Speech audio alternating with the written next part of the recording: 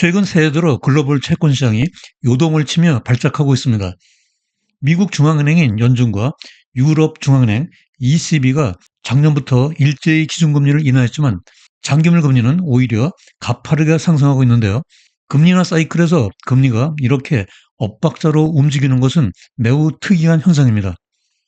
이에 따라 국채 투매 현상이 전 세계를 뒤흔들고 있는 가운데 나스닥이 연속으로 5일째 하락하는 등 위험 자산에 대한 투자 심리가 급격히 냉각되어 가고 있습니다. 따라서 오늘 포커스 경제톡의 주제는 글로벌 채권 시장 발작, 금리 천장 뚫릴까입니다. 오늘의 이슈 포인트는 장기금리 이례적 괴리 현상, 과매도 구간, 반대 포지션, 그리고 불확실성에서 투자 전략 등의 순서로 살펴보도록 하겠습니다. 자, 이제 영상을 시작하기 전에 구독과 좋아요 부탁드리고요. 오늘의 상세한 이야기 속으로 들어가 보도록 하겠습니다. 안녕하세요. 포커스 네트워크의 우보 박사입니다. 작년부터 시작된 금리 인하 사이클에서 수수께끼가 있습니다. 그것은 바로 연준이 기준금리를 인하하고 있는데 불구하고 이와는 반대로 장기물 금리는 상승하고 있는 현상입니다. 연준은 지난해 9월부터 세 차례에 걸쳐 기준금리를 100bp 인하했죠. 하지만 10년물 금리는 오히려 반대로 더 가파르게 110bp나 상승했습니다. 오른쪽 그래프에서 역사적으로 보면 10년물 금리는 청색선처럼 하락했는데요. 하지만 지난해 9월부터 현재 금리나 사이클에서는 여기 녹색 선처럼 상승하고 있습니다. 이것은 역사적으로 볼 수 없었던 금리의 매우 이례적인 괴리 현상이라고 할 수 있습니다. 우와 같은 장기물 금리 상승 현상은 미국뿐만이 아닙니다. 크리스틴 라가르드 총재가 이끄는 유럽 중앙은행 ECB는 미국보다 먼저 작년 6월에 금리 인하로 피벗을 하여 기준금리를 4.5%에서 3.15%로 낮췄습니다. 그러나 미국 장기물 금리에 전염된 영국, 독일, 프랑스의 10년물 금리가 가파르게 상승하고 있습니다. 오랫동안 마이너스 금리를 유지했던 일본의 10년물마저도 상승세가 만만치 않습니다. 여기 블룸버그가 보도하듯이 글로벌 채권 시장에 일제히 발작이 일어나고 있는 모습입니다. 여기 뱅크 오브 아메리카 글로벌 리서치 자료에 따르면 역사적으로 240년 동안 미국에서 3번의 채권 대약세장이 있었습니다. 첫 번째는 1899년에서 1920년 사이, 두 번째는 2차 대전 후 1946년부터 1981년 기간 중에 있었고요. 역사적 평균으로 10년물 금리는 4.75%로 계산되고 있습니다. 2020년 팬데믹을 거치면서 현재까지 상승하기 시작한 10년물 금리는 세 번째 약세장에 역사적 기록을 쓰고 있습니다. 올해가 세 번째 역사적 웨이브의 6년 차에 해당된다는 주장입니다. 이러한 분석이 맞다면 팬데믹 이전의 저금리 시대로는 이제 돌아갈 수 없고 간다 하더라도 금리의 하락폭은 제한적일 수밖에 없을 것입니다. 여기 이 차트에서 보듯이 만기 10년 이상 장기물 금리가 2023년 10월 이후 3차 고점을 형성하며 상승하고 있습니다. 어제 종가 기준으로 10년물이 4.76%, 20년물이 4.95%까지 치솟았고요. 30년물은 5%를 돌파했는데요. 지난해 9월 중순부터 장기물 금리가 저점을 찍고 상승하게 된 요인 분석은 이전 영상에서 자세히 다루었으니 참고해 주시기 바랍니다. 한편 대표적인 시장 금리라고 할 수 있는 10년물 금리의 변동 추이에 초점을 맞춰볼까요? 여기 차트에서 보듯이 10년물 금리가 2023년 10월 고점인 4.99% 돌파를 테스트하고 있습니다. 이에 대해 위스덤 추리의 케빈 플래너건 채권 전략가는 노동시장은 견고하고 회복력이 지속되고 있으며 10년물 금리가 5%에 도달하는 것은 앞으로 며칠, 몇 주 안에 일어날 것이다 라고 강조하면서 지난주에 발표된 12월 고용지표 호조에 따라 금리 상승 추세가 지속될 것이라고 예상하고 있습니다. 현재 수익률 곡선의 특징은 단기 금리는 하락하고 있는 반면에 장기 금리는 가파르게 상승하고 있다는 것입니다. 이에 따라 30개월 이래 가장 가파른 스티프닝 현상이 나타나고 있습니다. 금리나 사이클에서 장기금리가 연준의 기준금리에 영향을 직접 받는 단기금리 하락을 따라가는 불 스티프닝 현상이 실종되었습니다. 오른쪽 차트는 장단기 금리차를 보여주고 있는데요. 역대 최장 기간 그리고 가장 큰 폭으로 역전되었던 10년물과 2년물 금리차와 3개월 물과의 금리차 모두 플러스로 정상화되었습니다.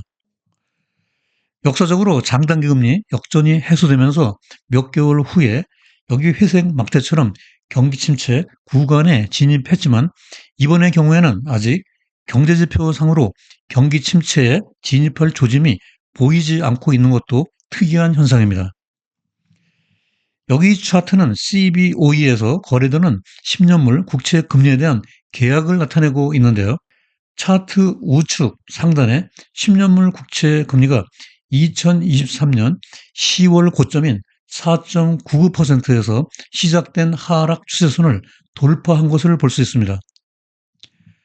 현재 14개월 전에 4.99% 수준으로 다시 접근하고 있는 것을 확인할 수 있는데요. 따라서 앞으로 10년물 금리 5% 수준이 채권 시장의 방향성을 가늠해 볼 수 있는 중요한 변곡점이 될 것으로 보입니다.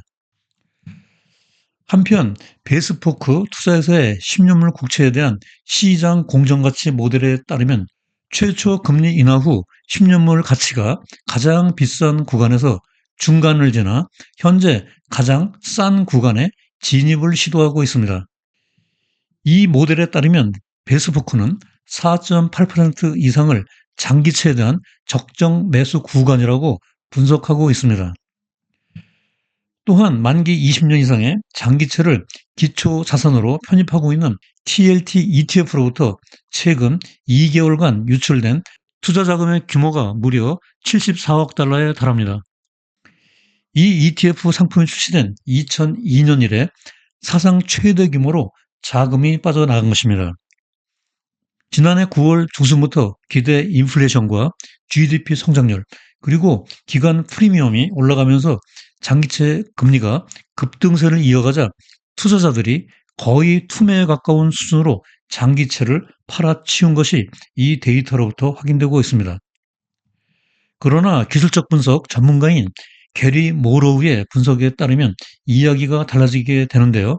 이 차트 분석은 10년 만기 국채 선물 가격이 견고한 지지 구간에 진입하고 있다는 것을 보여주고 있습니다. TLT와 다양한 국채 ETF의 차트를 보면 과매도 상태에 있는 것으로 추정되고 있습니다. 따라서 국채 랠리 가능성도 배제할 수 없습니다.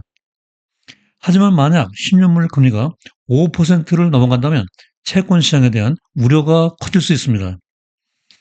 2000년부터 2009년까지 주식시장이 겪었던 잃어버린 10년과 같은 상황이 채권 시장에서 발생할 수 있기 때문입니다. 한편 월스트리트의 하이 프라이시스, 큐어 하이 프라이시스, 즉 높은 가격이 높은 가격을 치료한다는 속담이 있는데요. 여기서 높은 가격에는 금리도 포함됩니다. 그 이유는 경제가 뜨거워서 금리가 높아질 수 있지만 시간이 흐르면 고금리가 경제를 제약하면서 다시 하락할 수 있기 때문입니다. 시장금리 5%는 기업들의 차입 비용과 모기지 금리를 크게 상승시켜 경제 주체들이 감당하기 어려운 금리 수준입니다. 뿐만 아니라 국채를 발행하는 연방정부 입장에서도 국채 상환 이자가 눈덩이처럼 불어나 이자를 갚기 위해 국채를 더 찍어내야 하는 악순환이 반복될 수 있습니다. 이에 따라 월스트리트 저널은 현재 전 세계를 뒤흔들고 있는 국채 투매 현상이 지속되고 있지만 오히려 반대로 매수 포지션을 노려볼 만하다라고 보도하고 있습니다.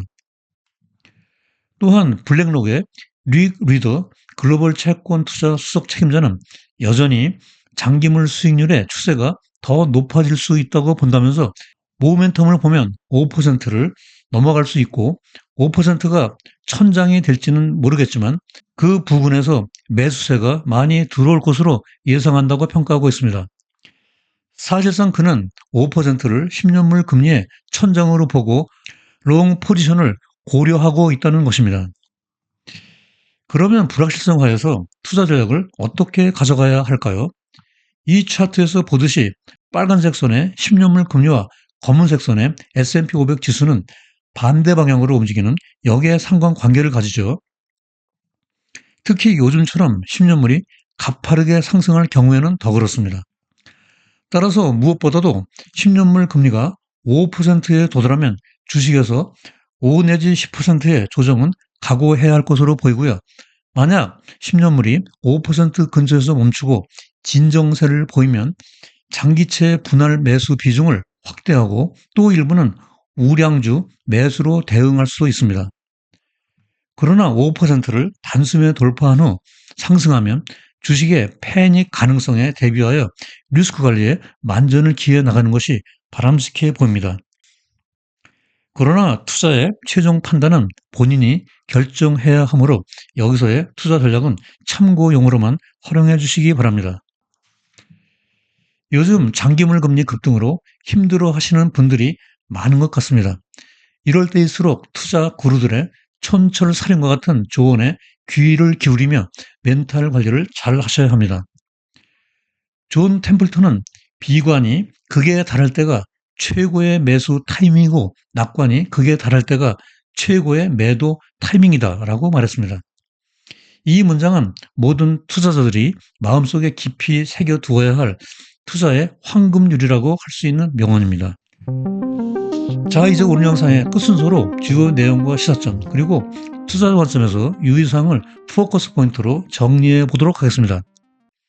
첫째로 미국에서 장기물 금리의 가파른 상승세가 전 세계로 파급되어 영국, 독일, 프랑스 그리고 일본의 10년물 금리가 동반 상승하면서 글로벌 채권 시장이 발작했다.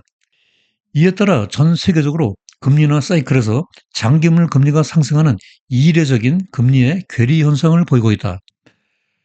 둘째로 현재 장기채 과매도 상태이고 10년물 금리 선물 가격의 지지 구간에 진입하여 국채 랠리의 가능성도 배제할 수 없다. 따라서 최근 국채 투매 현상이 전 세계를 뒤흔들고 있지만 반대 롱 포지션을 노려볼 수 있는 기회도 될 수 있다.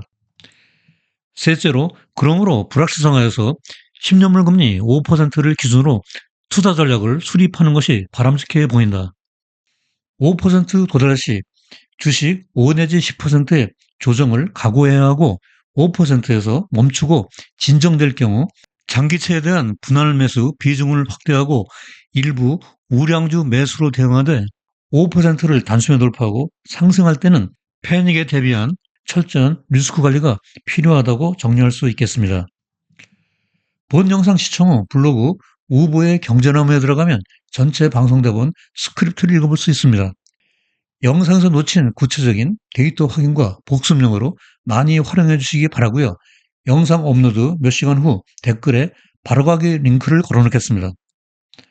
다음에도 여러분들의 글로벌 경제 지식을 넓히고 성공적인 투자 생활에 힘과 도움이 되는 더욱 유익한 영상으로 또다시 찾아뵙겠습니다. 오늘도 끝까지 시청해 주셔서 대단히 감사합니다.